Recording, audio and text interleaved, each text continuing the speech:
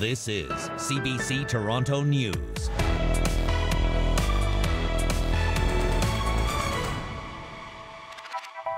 Good evening, I'm Mike Wise. Some major developments tonight aimed at bringing an end to that 5-week-long strike at Ontario colleges.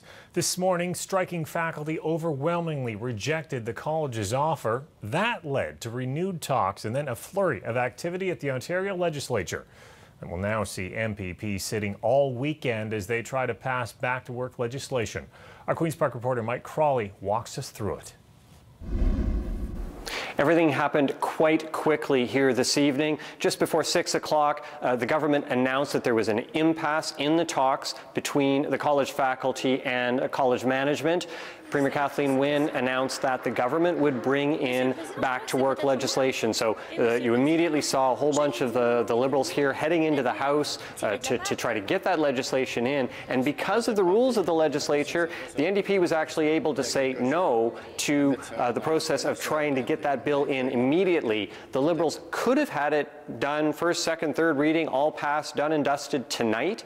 But because the NDP objected, the government now has to call the legislature back tomorrow afternoon, pardon me. They will sit from 3 o'clock. The government will introduce that back-to-work legislation and the legislation to send the contract to binding arbitration.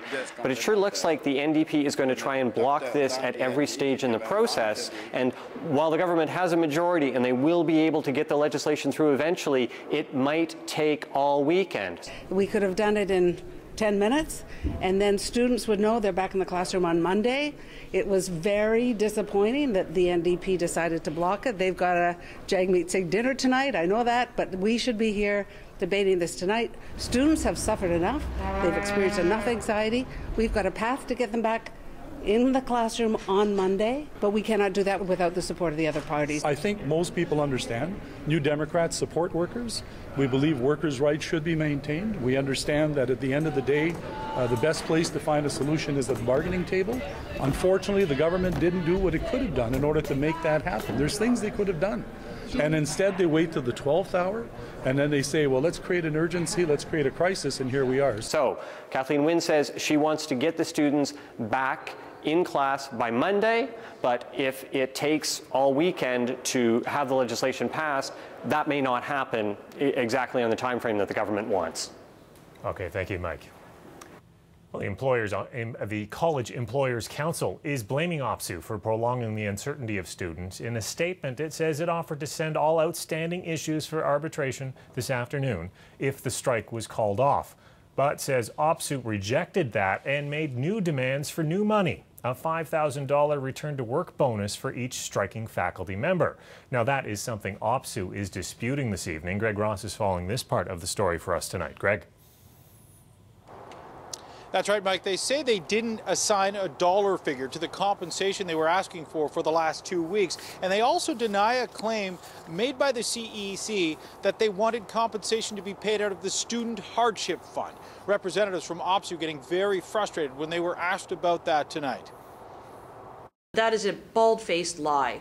What we had asked for was 2 weeks, which were the 2 weeks that this was extended, for people to get their pay back for the amount of time they spent already outside of the classrooms, period. So for them to come out now and say we're asking for some $5,000 signing bonus and that it's coming from the Student Hardship Fund is clearly just an attempt to raise the students' anger at the faculty and drive further wedges. That's all that this is. And it's ridiculous, and frankly, it's disgusting.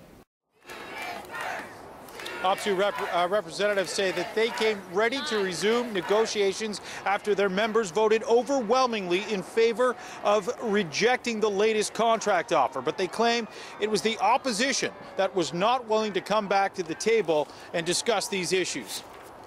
Our team made some very big moves. The one big contentious issue we offered to send to binding arbitration. The employer would not remove the poison pills. The employer would agree to nothing. And it's clear that they spent the 3 or 4 hours this afternoon with their arms folded, just letting the clock tick down, banking on legislation. OPSEU representatives say they understand why the provincial government is intervening and they don't have any issue with the back to work legislation, but they say this is far from over and they're looking forward to getting their chance to present their case in front of an arbitrator. Mike? All right, thank you, Greg. And once again, in the interest of full disclosure on the story, I do teach part-time at Humber College, though I did not vote in connection with this dispute.